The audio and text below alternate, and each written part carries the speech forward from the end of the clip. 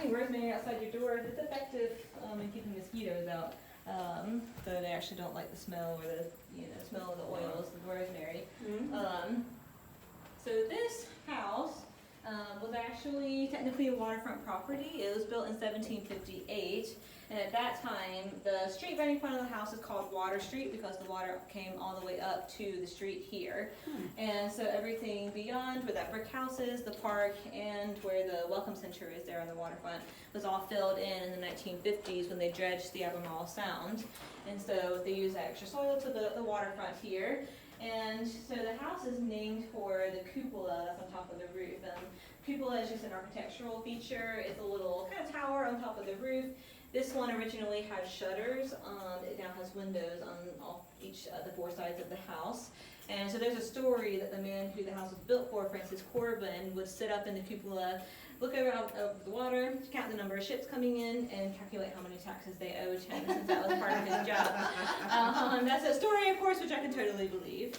So I'll go ahead and close this door here. The gardens that you were looking through have been restored based on what they originally planted here. So they actually did find a document listing each of the flowers they have here, and so they were able to plant the same flowers here as would have been when Francis Corbin is. Francis Corbin is a bit of a controversial colonial figure. So he has quite an interesting story, which I'll start in here. We'll head into one of the reception rooms here. So, a little bit more about him. So Francis Corbin was a land agent and attorney to the Earl of Granville. And the Earl of Granville was one of the Lord's proprietors that would get land on the east coast of the U.S. in the 1600s. There's a bit of a time of corruption here, and Francis Corbin was no exception. So Francis Corbin, by virtue of his position as a land agent, also had different government offices that he was a part of. He was doing tax collecting and other things. And he spent more time in those government offices making contacts and connections than he did on his land agent duties. So he had under officers do that for him. And they started to abuse the system, they started to abuse their power. They were dragging things out in courts for years when it should have taken months to get things settled. And so eventually the tenants' anger extended to Francis Corbin, and who was by no means innocent, allowing all this to happen. And so a posse of 20 men gathered and kidnapped Francis Corbin, we think from this house, in 1759, and held him for ransom at a place called Enfield, which is near Halifax, so it's about 70 miles from here. It's now known as the Enfield Riot. We don't know too many details. We're not sure how long he was held or what the ransom was, but he was eventually released. And when he got back here to Edenton, he could not bring the ringleaders who kidnapped him to justice. For whatever reason, we're not too sure. My theory is that the town sympathized more with the kidnappers than they did with Francis Corbin. But that's my theory. He actually only lived here for a few years after that happened. So he actually only lived in this house for about 5 years before moving down to Wilmington with his wife. And so the home sat empty for about 15 years, and then in 1777, Dr. Dickinson and his wife bought the home, and it was them and their descendants that lived here for the next 141 years. So we have quite a few generations of one family in this house. Now going back a little bit, the house is really ornate. You see all the really ornate woodwork all throughout the house.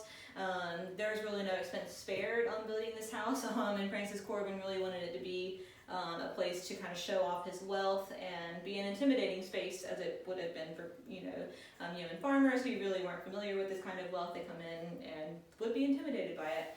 We have super deep fireplaces in each of these rooms on the other side of the hall. That is a feature of Jacobean architecture, if that's an interest of yours. But the owner of the home, next owner, Dr. Samuel Dickinson, the last descendant of his to live here was in 1918. And so on this poster board here, we have some photos of the house. This top one here is from 1917.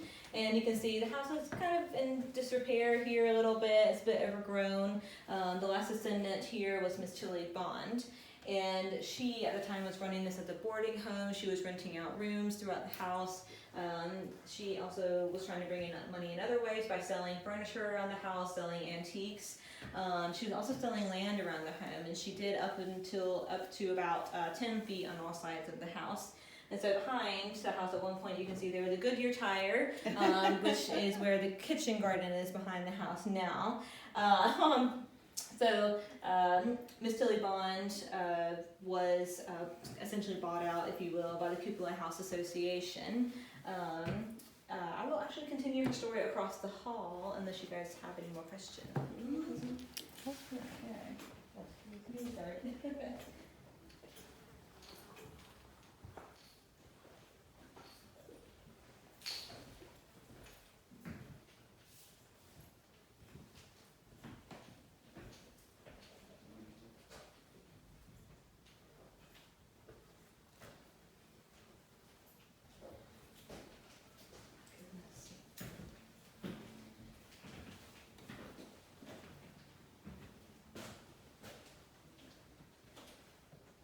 So this room is kind of the parlor area.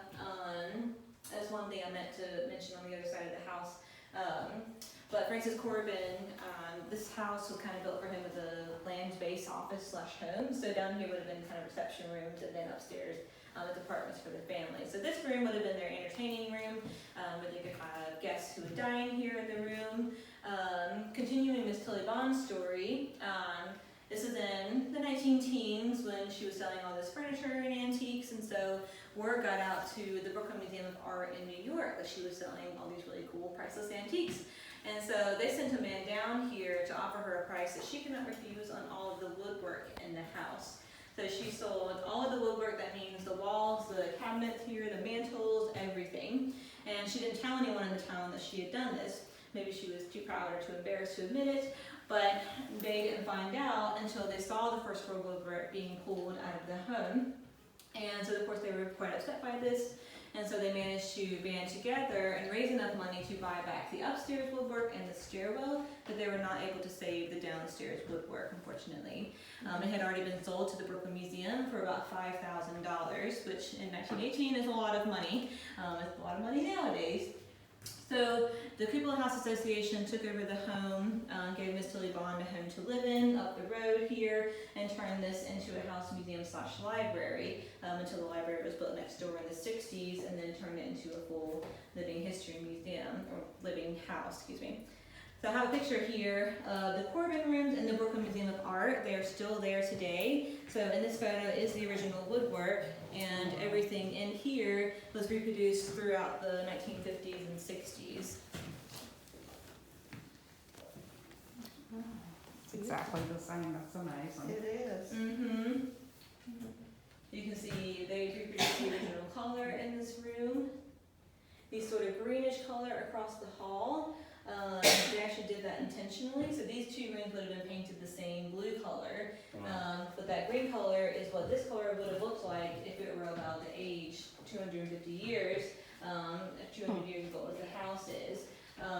The walls would usually be covered in a coating of linseed oil, which kind of brightens up the painting, gives it a shine.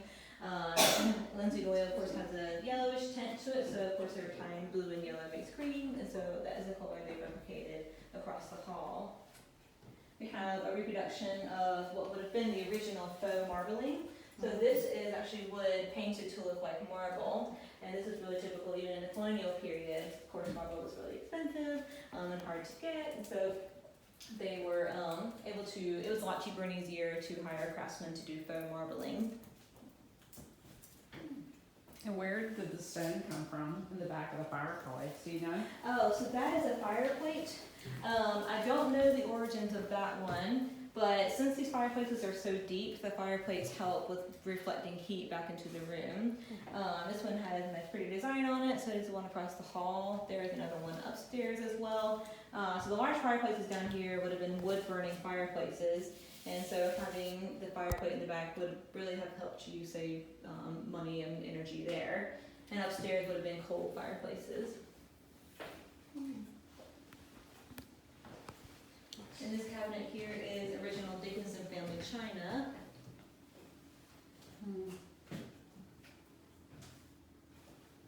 Was there a big Scottish population here in Edenton? Or I know it's more Western. Most likely, yes, maybe smaller than other places, but yes, yeah. Okay, very nice. And that's, yeah, not something I'm too familiar with, but yeah. Well, I was wondering if you had mentioned the Jacobean style or dragon style. Anyway, just You know, yeah, and we're not sure where Francis Corbin was born or when he was born. Actually, we don't know. We don't have a picture of him, anything. So he could have been Scottish, possibly. Yeah, we're not too sure. very nice. Nice.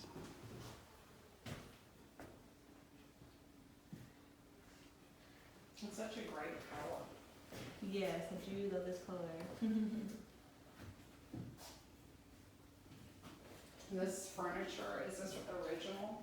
It is not. It is from the time period. The chairs in here are actually, I think from the early 1800s, I believe. Can't quite remember. And furniture is not my forte, unfortunately. But most of the furniture in the house is from the same time period.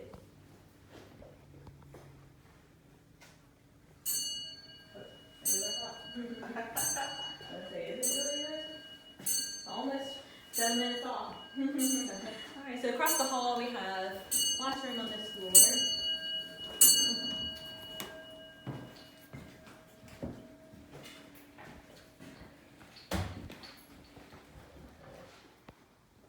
It's pretty.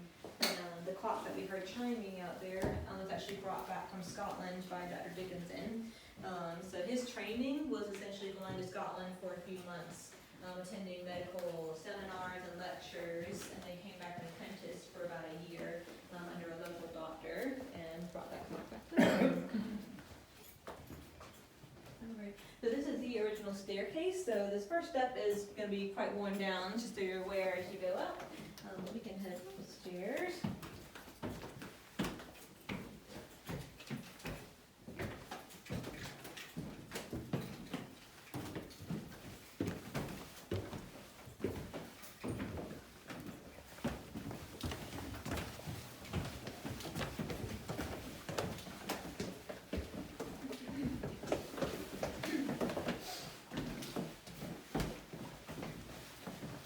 So we have this nice large hallway here, and I'll take us through each of the rooms. This really would have been another social space. They could have had card tables up here when they have parties downstairs. So it's nice and wide for furniture that can move around. This little room off the stairwell here, this is the only access to that room. So we think it was most likely used as a sick room to quarantine family members who were ill and kind of keep them separated. Maybe at one point it may have been used by maybe a governess or a nanny. We're not too sure. The largest room on this floor is in here.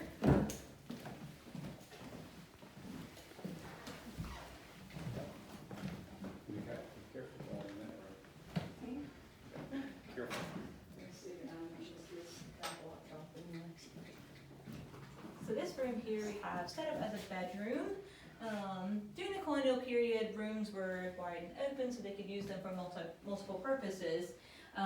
They really didn't have any qualms about using rooms for a specific purpose, so they could have moved furniture around. They could have had this maybe as a sitting room, a lunch parlor, could have had a library in here if they wanted to, or could have been a bedroom, any number of things. The green color swatch that's on the fireplace there, they believe may have been the original color of this room, but this yellow is a typical color of the time as well. The bedrobe there was owned by Dr. Dickinson, so that's a quilted bedrobe, sort of what you wear around the house in the morning, when you're still in your pajamas, and keep you nice and warm, especially in the winter months. Oh, it looks just like mine. Yeah. Yep. That one would have been nice and toasty warm. That's actually neat. Yes, yeah. Yeah, and of course out the front here gives you a great view of the ornamental gardens in the front. Mm-hmm. Oh, just the floors alone. Mm-hmm. And across the hall we have two more rooms.